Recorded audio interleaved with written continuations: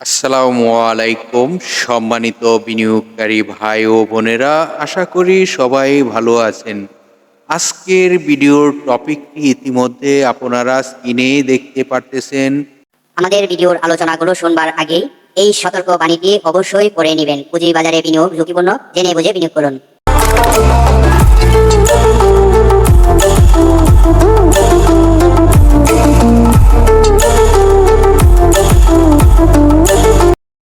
প্রিয় বিনিয়োগকারী ভাই ও বোনেরা, আজকের ভিডিওর টপিকটি আপনারা ইতিমধ্যে ফলো করেছেন।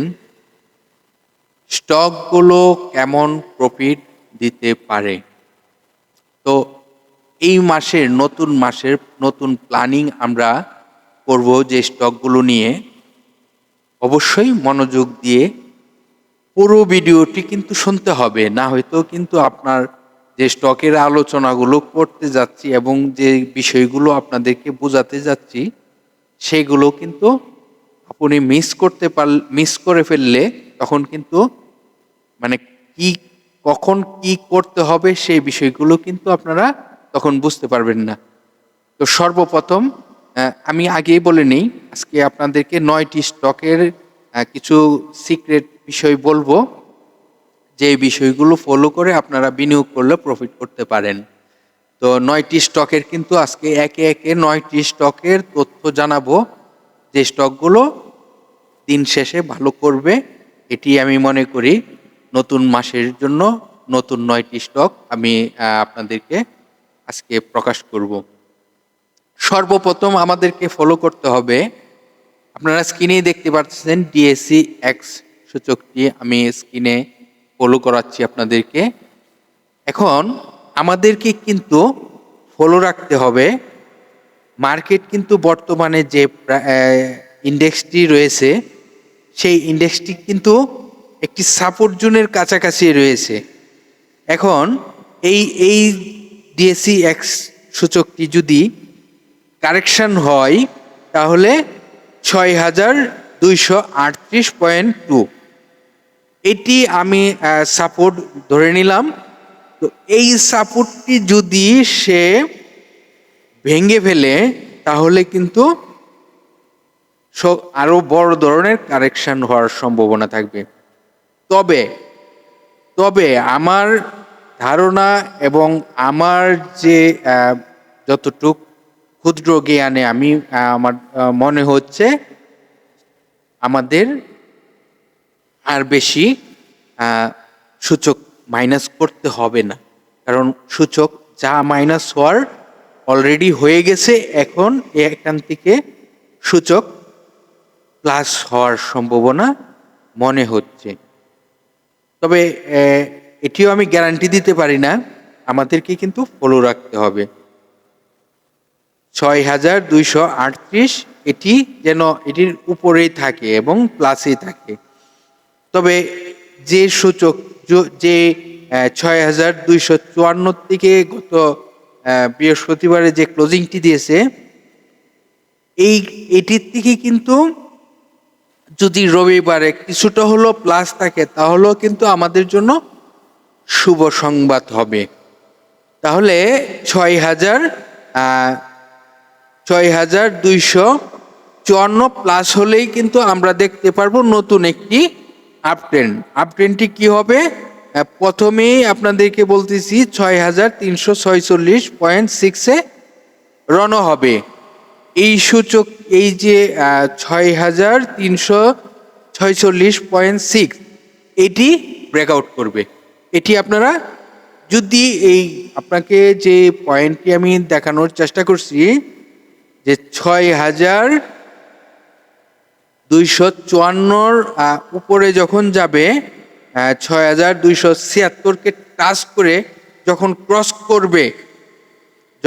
ক্রস করবে তখন কিন্তু এই যে আপট্রেন্ড শুরু হবে। তখন কিন্তু স্টক মার্কেটটি ওই যে কিছুদিন আগে যে আপট্রেন্ডটি দেখতে পাচ্ছিলেন, যেভাবে ধারাবাহিকতায় মার্কেট আপ হয়েছিল ওইভাবে আপ হবে ইনশাআল্লাহ। তো আপনাদেরকে সূচকের বিষয় ক্লিয়ার করতে পারলাম। এখন যে 9টি স্টক আমাদের ফলো করা প্রয়োজন এবং আমরা এই 9টি স্টক নিয়ে যদি কিছু মেধা খরচ করি তাহলে এখান থেকে প্রফিট করা সম্ভব। সর্বপ্রথম আইএফআইসি ব্যাংক নিয়ে আপনাদের সাথে আলোচনা করব। দেখুন, সর্বপ্রথম যে আইএফআইসি ব্যাংকটি তার আরএসআইটি কিন্তু রয়েছে 46.45। এটি একটি বিনিয়োগযোগ্য আরএসআই। এই কোম্পানিটির কিছু সিক্রেট বিষয় আছে, সেটি আমি পরে বলতেছি। এই কোম্পানিটির সাপোর্ট রয়েছে 11 টাকা 90 পয়সা, রেজিস্ট্যান্স রয়েছে 13 টাকা 20 পয়সা। আশা করি রেজিস্ট্যান্সটি ব্রেকআউট করতে পারবে খুব শিগগির। কেন করবে সেটিও আমি ব্যাখ্যা দিচ্ছি। এই কোম্পানিটির আপনারা জানেন ডাইরেক্টরের হাতে শেয়ার সংখ্যা খুবই কম, 6% প্লাস। এখন বলতে পারেন তাহলে কি পাবলিকের কাছ থেকে নিবে? এটি গভর্নমেন্টের কাছ থেকে নিতে পারে, যেহেতু গভর্নমেন্টের কাছে বেশ বিগ একটি হোল্ডিং রয়েছে। এখান থেকেও নিতে পারে, হয়তোবা পাবলিকের কাছ থেকেও ক্রয় করতে পারে। দুটির একটি হতে পারে, কিন্তু ডাইরেক্টরের ক্রয় করতে হবে, এবং ক্রয় করতে হলেও কিন্তু বিগ একটি অ্যামাউন্ট স্টক ক্রয় করতে হবে। এটি হলো একটি ভালো সাজেশন আপনাদের জন্য, যে স্টকটি এনি টাইম আমরা কয়েকটি হল্টেডও পাইতে পারি যদি ডাইরেক্টর বাই করতে যাই। আচ্ছা থাক, এই বিষয়টি আপনারা নজরে রাখবেন। পরবর্তী যে স্টকটি, সেটি হলো আপনারা জানেন বৃহস্পতিবারে স্টকটি ডিভিডেন্ড ঘোষণা করেছে, যে স্টকটি লাফার্জ হোল সিমেন্ট। এই কোম্পানিটি কিন্তু আপনাদেরকে খুব শিগগির একটি ভিডিও দিয়েছিলাম, যে স্টকটিতে বিনিয়োগ করলে মনে হয় ভালো প্রফিট করতে পারবে। দেখুন, 50% ক্যাশ ডিভিডেন্ড দিয়েছে। তার মানে কি একটি স্টকের 5 টাকা করে ক্যাশ ডিভিডেন্ড পাবে এই স্টকটির। তো স্টকটি অবশ্যই ভালো একটি স্টক। এই স্টকটির আরএসআই রয়েছে 63.57। কোম্পানিটির সাপোর্ট রয়েছে 74 টাকা, রেজিস্ট্যান্স রয়েছে 80 টাকা 20 পয়সা। আশা করি এই LHBL স্টকটির আলোচনাটি বুঝতে পেরেছেন। তারপর যে স্টকটি নিয়ে আলোচনা করব সেটি হলো আইএসএন স্টকটি নিয়ে আপনাদের সাথে আলোচনা করব। আইএসএন স্টকটি তার আরএসআই রয়েছে 44.02। এই স্টকটির সাপোর্ট রয়েছে 52 টাকা এবং রেজিস্ট্যান্স রয়েছে 62 টাকা। এই কোম্পানিটিও কিন্তু ডাইরেক্টর বাই করতে হবে। ডাইরেক্টরের যে 30% শেয়ার সংখ্যা থাকার কথা, সেটি কিন্তু নাই। তা না থাকার কারণে কিন্তু ডাইরেক্টর বাই করতে হবে। আচ্ছা, পরবর্তী যে স্টকটি নিয়ে জানাবো সেটি হলো কনফিডেন্স সিমেন্ট। এই স্টকটির আরএসআই রয়েছে 42 আরএসআইটি 42.73। এই আরএসআই আমরা বিনিয়োগ করা একটি সঠিক একটি লেভেল। এই কোম্পানিটির তার সাপোর্ট রয়েছে 80 টাকা 10 পয়সা। আমি কিন্তু আরেকটি কথা আপনাদেরকে বলে দেই, এই কোম্পানিটি যদি 80 টাকা 10 পয়সা যে সাপোর্টটি, এটি যদি ধরে রাখতে না পারে, তাহলে কিন্তু স্টকটি বড় ধরনের একটি কারেকশন হবে। তবে এই স্টকটি যে প্রাইজে আসছে, তারপর যে আর কমবে আমার মনে হয় নাই। আমার মনে হচ্ছে যে এই 80 টাকা 10 পয়সা যে সাপোর্টটি, এই সাপোর্টটিকে সে আপ ট্রেনে যাবে আমার মনে হচ্ছে। এটি আসলে বলা বড় মুশকিল, তবে আমার ধারণা এটি 80 টাকা 40 পয়সা ক্লোজ হয়েছে, কিন্তু এই 80 টাকা 10 পয়সা যে সাপোর্টটি, তার উপরে থাকার চেষ্টা করবে। তো এটি যদি ভেঙে যায় তাহলে কিন্তু সে আরো বড় ধরনের একটি গ্যাপ থাকবে। তখন কোথায় সাপোর্ট হবে সেটি আপনারা যদি কমেন্ট করেন তখন বলে দিতে পারবো। তবে তার এই কোম্পানিটির রেজিস্ট্যান্স রয়েছে 87 টাকা। এটি আপনারা ফলো রাখবেন। তারপরের যে স্টকটি, সেই স্টকটি হলো দেশ জেনারেল ইন্স্যুরেন্স কোম্পানি লিমিটেড, যেটি সংক্ষেপের নাম হলো BGIC। এই স্টকটির RSI রয়েছে 48.21। এই কোম্পানিটির তার সাপোর্ট রয়েছে 34 টাকা 60 পয়সা। তার রেজিস্ট্যান্স রয়েছে, যদি মার্কেটে ভালো কিছু করতে হয় তার রেজিস্ট্যান্স রয়েছে 37 টাকা 80 পয়সা। তবে অবশ্যই যদি ভালো কিছু করতে হয় তাহলে 37 টাকা 80 পয়সা ব্রেকআউট করতে হবে। তারপর যে স্টকটি সেটি হলো মন্য সিরামিক। মন্য সিরামিক্সের তার RSI রয়েছে 38.03। এটি হলো তার RSI। সেই RSI কিন্তু বিনিয়োগ করা যায়। স্টকটিও কিন্তু ভালো। এই কোম্পানিটির সাপোর্ট রয়েছে 84 টাকা 70 পয়সা। এই কোম্পানিটির রেজিস্ট্যান্স রয়েছে 94 টাকা 80 পয়সা।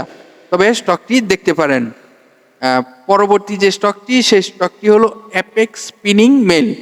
অ্যাপেক্স স্পিনিং মেল স্টকটি আপনারা জানেন শেয়ার সংখ্যা খুবই কম, এটি লো পেডে বলা যায়। এই কোম্পানিটির RSI রয়েছে 48.64। এই কোম্পানিটির সাপোর্ট হলো 114 টাকা 20 পয়সা।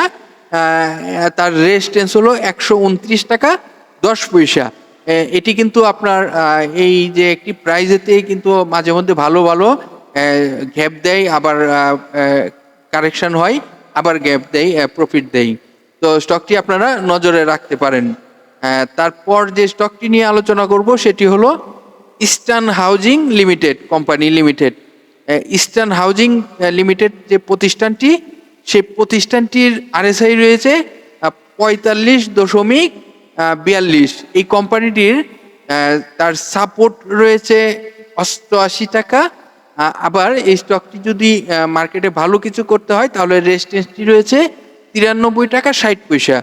93 টাকা 60 পয়সা রেজিস্ট্যান্সটি ব্রেকআউট করতে পারলেই কিন্তু স্টকটি 100 টাকা প্লাস হওয়ার সম্ভাবনা থাকবে। তো EHL স্টকটি নিয়ে আপনারা দেখতে পারেন। সর্বশেষ যে স্টকটি নিয়ে আলোচনা করব, যে স্টকটি নিয়ে দিয়ে আমরা সর্বশেষ শেষ করব আজকের আলোচনা, এটি হলো তিতাস গ্যাস। আপনারা জানেন এই প্রতিষ্ঠানটি তার ন্যাপটি রয়েছে অনেক ভালো, যেটি 71-72-এর কাছাকাছি। এই কোম্পানিটির RSI রয়েছে 29.11। যেহেতু 29.11 RSI, এটি হলো বিনিয়োগযোগ্য একটি RSI। যে আপনারা সকলেই জানেন 30 থেকে 70 পর্যন্ত হলো স্ট্যান্ডার্ড একটি RSI। এই RSI এর মধ্যে 30-এ যে 29.11 এই RSI কিন্তু বিনিয়োগ করলে আপনার প্রফিট নিশ্চিত প্রফিট করা সম্ভব। তবে এই স্টকটির সাপোর্ট রয়েছে 27 টাকা 30 পয়সা। আর মার্কেটে যদি স্টকটি ভালো কিছু করতে হয় তাহলে 32 টাকা 90 পয়সা তার রেজিস্ট্যান্স রয়েছে। যে রেজিস্ট্যান্সটি ব্রেকআউট করতে পারলে স্টকটি আরও ভালো করার সম্ভাবনা থাকবে। তবে অবশ্যই যে 9টি স্টক নিয়ে আলোচনা করেছি, অবশ্যই আমরা ধরে নিলাম যে মার্চ মাসে এই স্টকগুলো আমরা ভালো প্রফিট করতে পারবো এবং স্টকগুলো ভালো কারেকশানে রয়েছে, RSIও ভালো রয়েছে। এই স্টকগুলো আপনারা এখন বিবেচনায় নিতে পারেন। ডিএসসির ওয়েবসাইটে তাদের সকল তথ্য রয়েছে, অবশ্যই যাচাই বাছাই করে প্ল্যানিং করতে পারেন। তো ধন্যবাদ সকল বিনিয়োগকারী ভাই বোনেদেরকে।